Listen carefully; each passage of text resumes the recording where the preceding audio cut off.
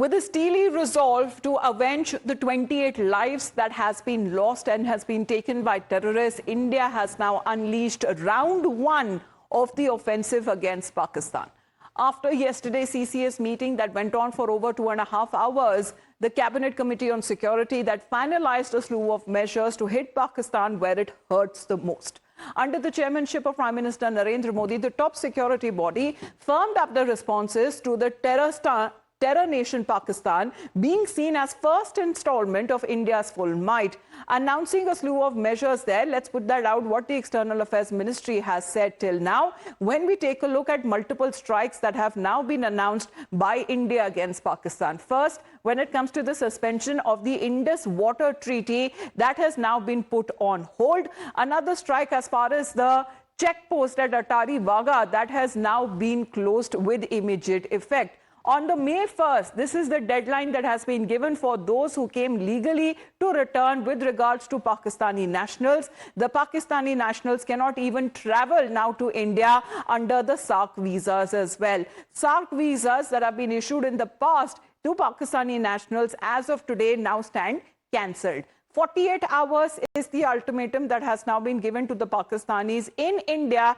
under SAARC visa to leave the country immediately. And when it comes to the defense advisors in Pakistan High Commission as well, have now been declared as persona non grata. The Pakistani envoys have also been given a week to leave India. Now, when it comes to the Indian defense advisors, have been asked also to withdraw from the High Commission in Pakistan, and the 5 support staff of the service advisors are also being asked to be withdrawn.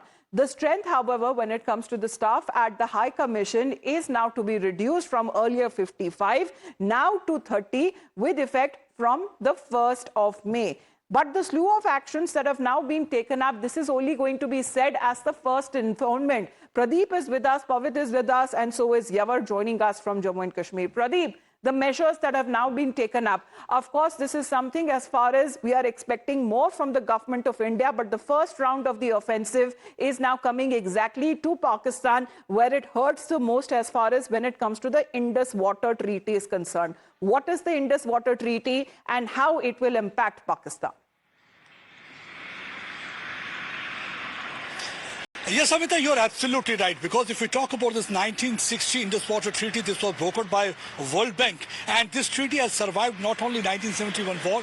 We saw that even this matter was discussed during Kargil war also. But that time also no decision was taken in this regard. We saw that there was 2611, even 2611, nothing was done. But finally, this is a very big blow to Pakistan. Because as per this treaty, there are 6 rivers, like Indus, Jhelum, Chenab. The rivers from India that will be flowing toward Pakistan, India will not construct any kind of a dam on those rivers. Whatever will be constructed, they will not try to stop the water from flowing towards the upper riparian India or towards the lower riparian Pakistan. And Pakistan's economy is totally dependent on these rivers so far as irrigation is concerned, water projects are concerned, not only electricity projects are concerned, and also industry is also dependent on that. The only 3 rivers that India was utilizing was Ravi, Satluj and Beas. Those are in Punjab because that was utilized for the irrigation facility in Punjab, because Punjab had been like a irrigation bowl as well as it has been the vegetation bowl for India. So Green Revolution has started there. So now with the suspension of this treaty, that means they are going to block water.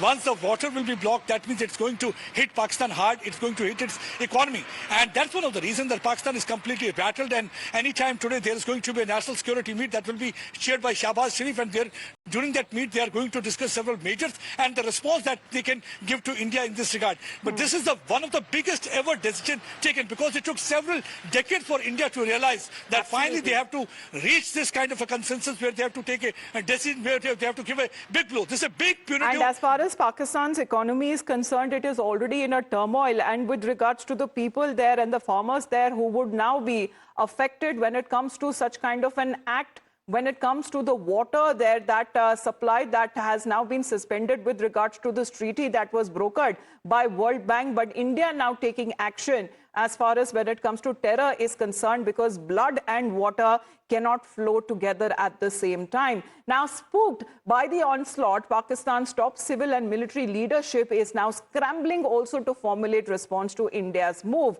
Its top civilian and military leadership will be also meeting today to decide on how to deal with the damage that has been inflicted by India's response. But this is just the beginning. Pakistan must watch out what exactly lies ahead for it.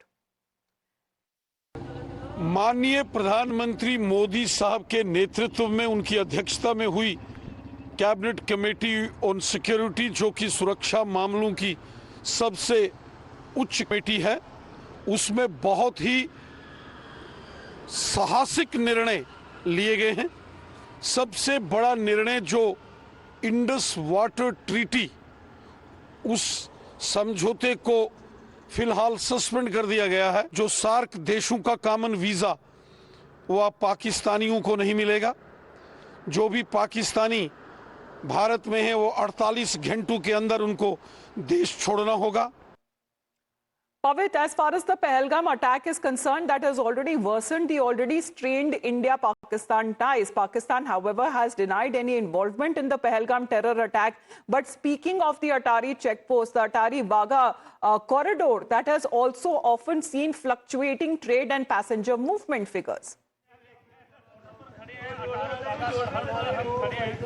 Yes, exactly. So right now I'm present at the integrated checkpost at the Wagah-Attari border, and you can see that the whole barricading has been done, and the exchange of people, which usually takes around from 9 a.m. which starts, but as of now it is already past 9 and no one from Pakistan has showed up as of now, but we are expecting that by 10 o'clock we will be seeing long queues of people from Pakistan who would be coming over to cross the borders, because an ultimatum has been given by the government, who has decided to shut down the Wagah-Attari border, the only road crossing between the two countries open to passengers. The integrated checkpost Attari will be closed with immediate effect. It has been closed since yesterday, and it has been also said that those who have crossed over with the valid endorsements, in the visuals you can see that few of the passengers have arrived, and we will try to get in touch with them. But before that, let me tell you that those who have crossed over the valid endorsements have to return through the route before 1st May,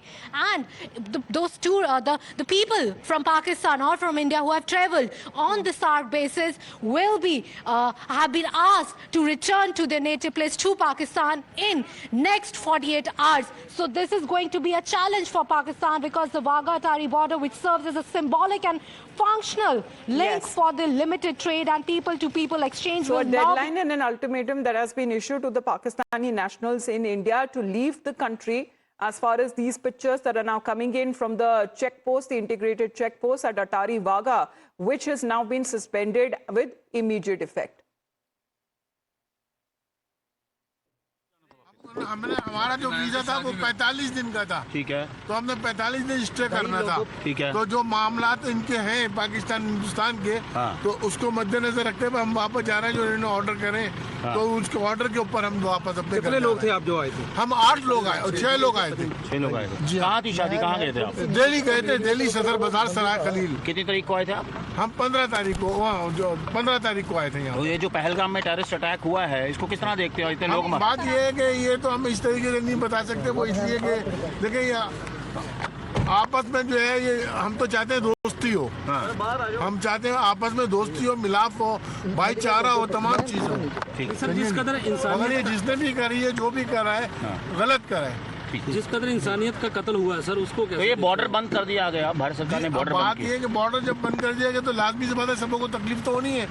यहाँ वालों को भी और वहाँ वालों को भी। जो अभी वहाँ पर मौजूद है वो वहाँ बेचारे पड़े हुए, वो जो यहाँ है वो यहाँ पड़े हुए। कितने लोग थे आप? कितने लोग थे टोटल? हम टोटल 6 लोग थे। Thank you. Hello,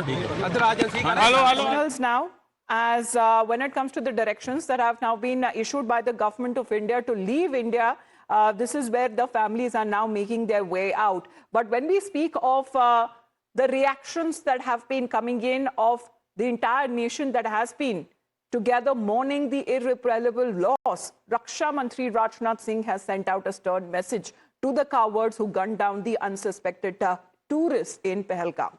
He says none of them will be spared, And when it comes to action that would be taken, this is a direct and a loud and clear message that is coming in from the Defense Minister of India.